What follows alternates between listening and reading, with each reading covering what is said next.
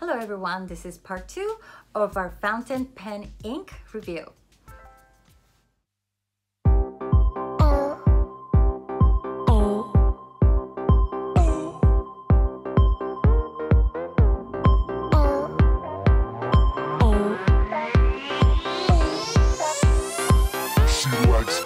Boys, parties, style, fame, glamour, runway. Hi everyone, it's Elaine Biss and I'm so happy to be doing this one. This is where I show you how I write and how I use these inks and how I load the pens with ink. So some people get a little bit frustrated with them because you have different types of pens that you may want to use, including brush pens. And here's how I show you some tricks on how I use these inks with my pens. So one of the things that I don't worry about is especially if you have a pen with a reservoir inside, like a brush pen or a fountain pen, do not fill that with ink. You end up wasting a lot more than if you were just to dip and go ahead and keep on writing. If you are going to dip a brush pen, do not fill the reservoir with water unless you want the color to get lighter. As you write and you write with pressure, you're actually pushing the reservoir inside to pull water out. So you end up with kind of like a washed out color. So if you want the color to remain nice and strong, what you do is no water in the reservoir, dip it often.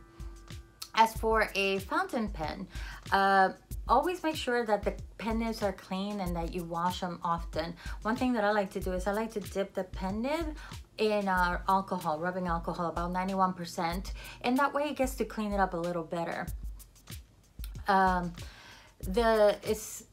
Whenever cleaning out the pistons or the reservoirs inside, just make sure that you do it with warm water. And if you feel like it still has ink inside, a little bit of alcohol goes a long way.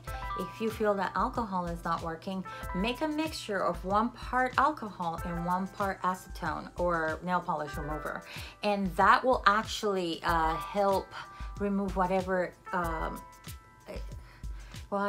whatever particles are still remaining inside or on the outside of the reservoir. So now that you have that instruction, let's get started.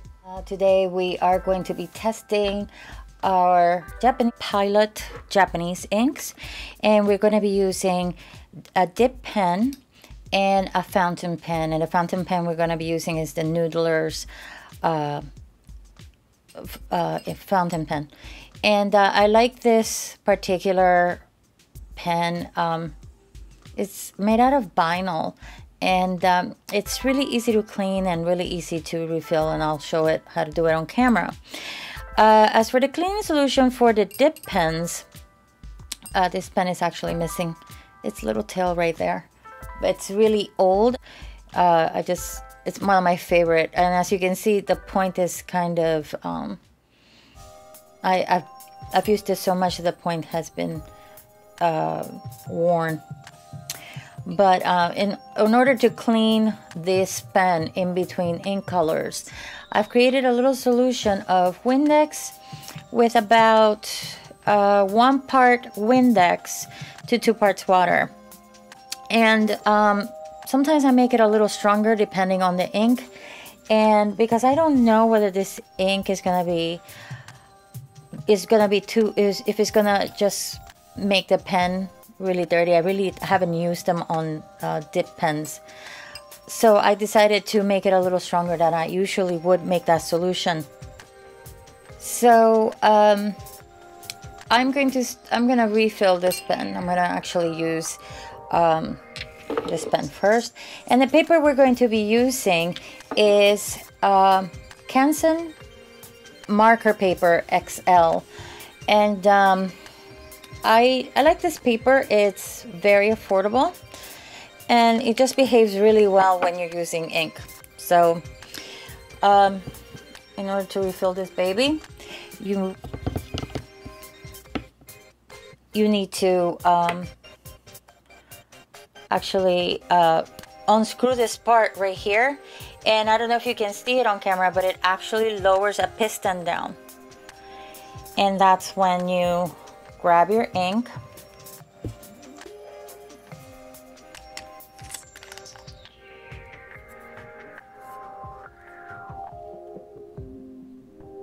dip it, and reverse the twist. Reverse the cap.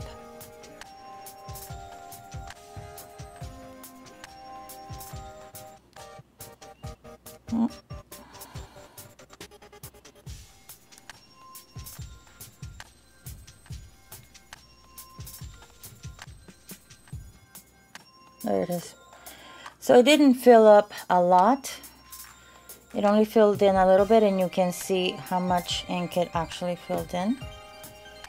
And it's always a good idea just to have one of these with a little bit of water and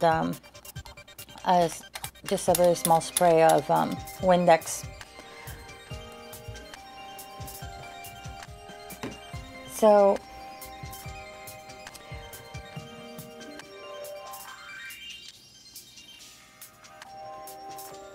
this is not a calligraphy pen. This is a fountain pen, but it does have the capability of creating thicker lines and thin lines based on the pressure you put in, which is what I like. I think this is a flexible pen nib from Noodlers.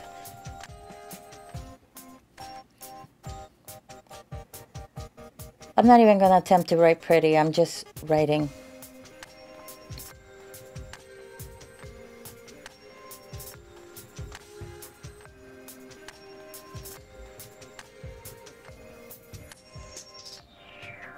There we go.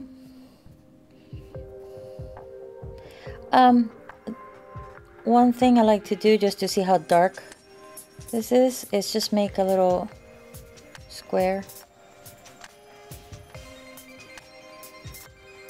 And I like it. I'm not going to refill this with any more ink or add any other different colors. I'm going to use this one just because it's easier to dip and clean. And we're going to do the red, the Fuyugaki. And I'm sure I'm murdering these names, so I apologize. So for these type of pens, just dip in. And this is one of my favorites because the curves in the grooves are a little deeper, just seem a little deeper to me.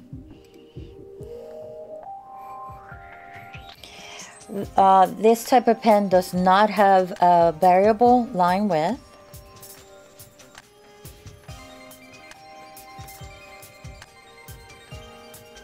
But it is a great pen for sketching.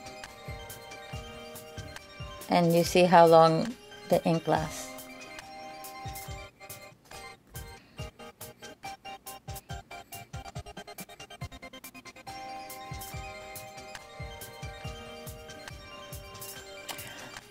It's whatever angle you can turn it and there it'll come back.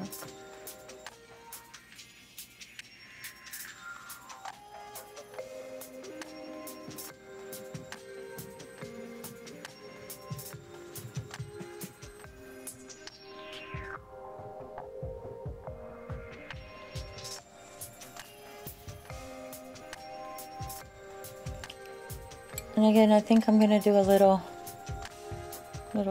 square so as to keep a swatch. Actually, I'll ink on. I'll write the name.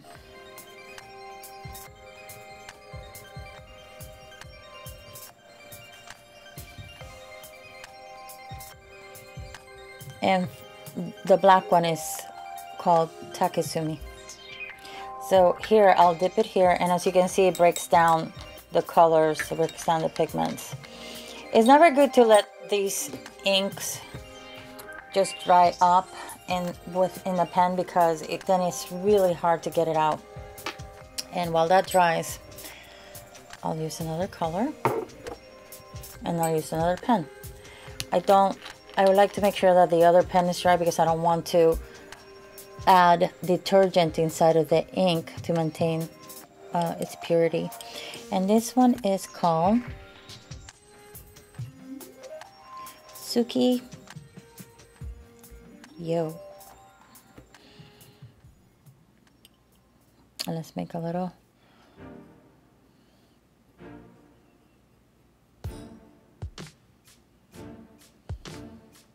It's a deep blue.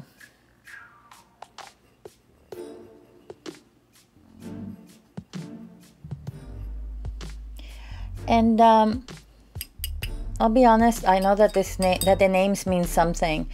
I know that the greens were supposed to mean something like mountain or green valley or hills, something to that effect, but I didn't go as far as to research it, so I apologize. I know they have really poetic names. They're beautiful names.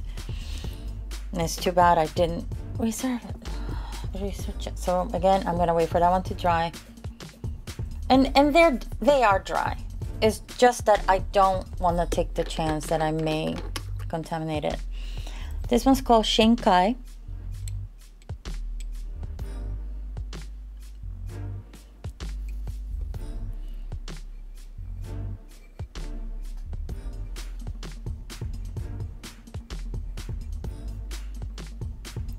Again, a little. And this one feels like an ultramarine blue, whereas that one's like a navy blue.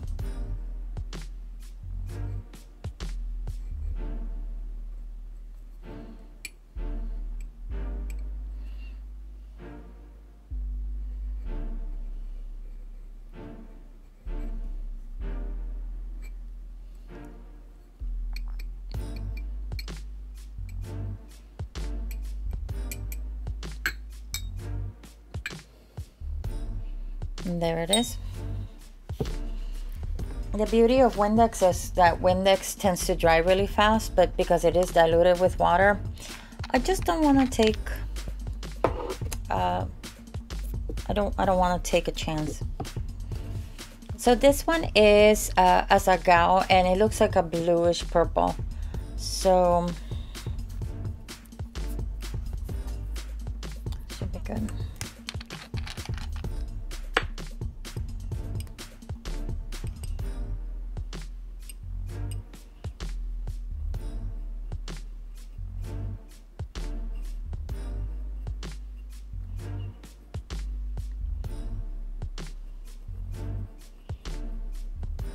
Yeah, it looks bluish purple on the label, but it's really just blue.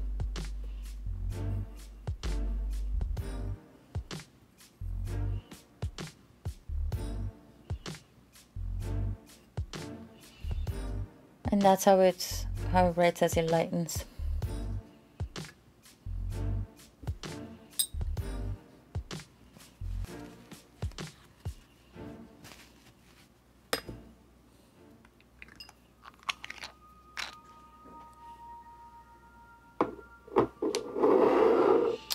Okay,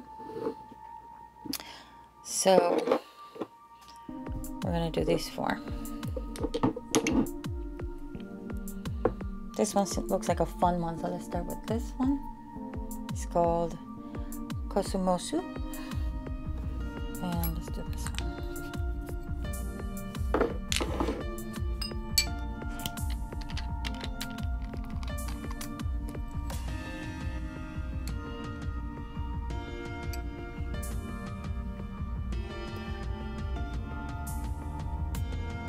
Whoa.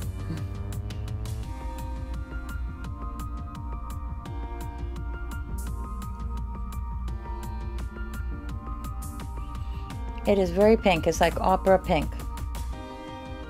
That's a fun color.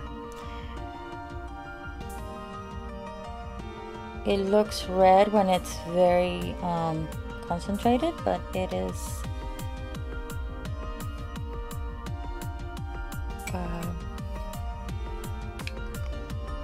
a pink, magenta color.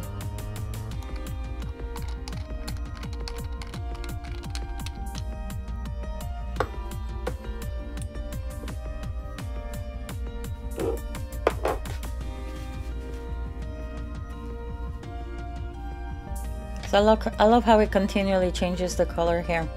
So we're gonna do Ama Iro.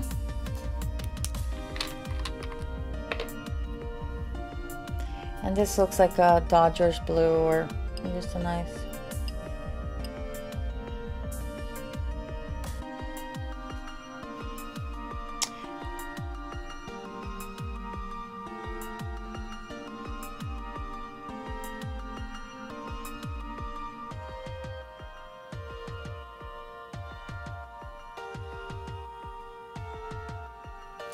Yeah, it's like a little electric blue, Dodgers blue. I like it.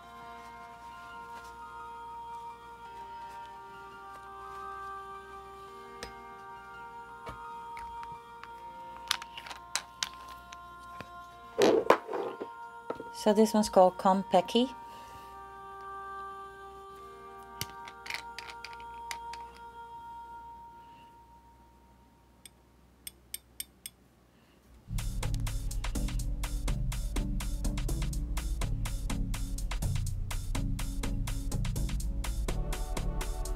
And this one looks like that other blue we just used, but looks a little deeper.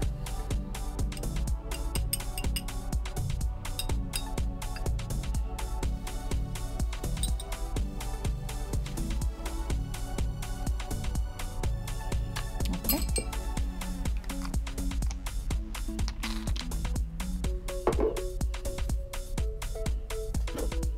This one's called Fuyugaki. Oh, we already did this one. So I know we had some repeats of some reds, and believe we had a repeat of black. So we're not, obviously if we already did it, we're not doing it again. Sioro, and I'm sure I'm murdering this name, so I apologize. If you know how to pronounce these, and feel free to correct me.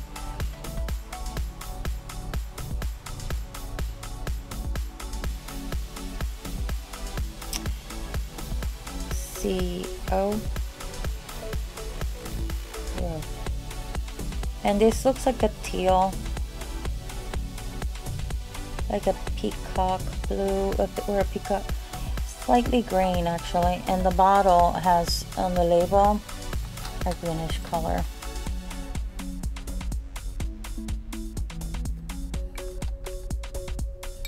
I like it. Not that I'm approving anything at this point. I mean, I own the bottles.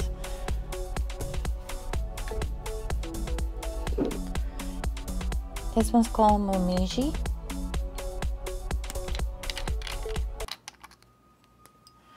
And this one looks even more fun than the other color. The Kosumosu.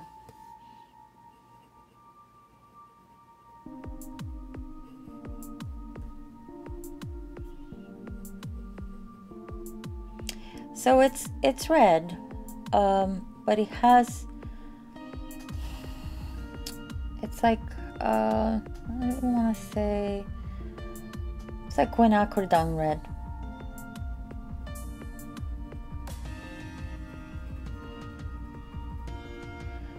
Whenever I get a watercolor set, I do a chart, because I want to know what it looks like to me. And they can tell you it's pink, but you might not consider that pink, or they could tell you it's brown and you might not think that's brown, or green, and that matters as an artist. It should matter to you as an artist, because if it doesn't fit your palette, then you know you're using something, you might be changing the tone of your piece. And this is the last one, Yamabudo. Again, if I'm murdering these, feel free to correct me. And there we go. It's purple.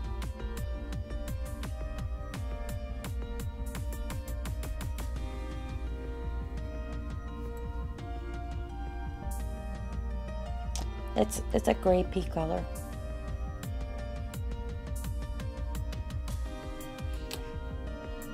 I'm actually really excited to have shown you this. I've been eyeing these inks, but it wasn't until I realized that they were so easy to use. When I just bought one little bottle, and it was just so easy to use, and it came in so many different colors, that the possibilities of being very creative with them was real. And I really wanted to share that with you. And I hope that I did. I hope that you enjoyed it. So if you did enjoy this video, make sure to give a like and leave a comment below. Also, don't forget to subscribe and hit the notifications bell. Otherwise, YouTube is not going to tell you I've uploaded a video. Again, thank you so much for watching, and go make something couture.